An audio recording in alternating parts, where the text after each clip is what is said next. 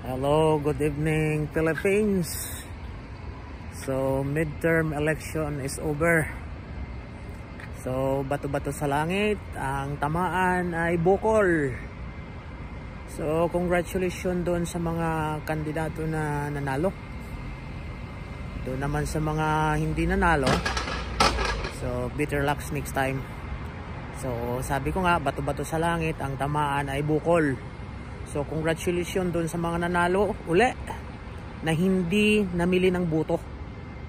Pero doon sa mga nanalo pero nagpamigay ng pera, nagpamudmo ng pera, nagbigay ng sobre-sobre, mahiya kayo sa balat nyo. So yun ang yun ang reality sa Pilipinas, na may mga kandidato talaga mananalo lang, so bumibili ng boto. Yan, bato-bato sa langit, tamaan ka sana, bukol. Yun lang, bye bye.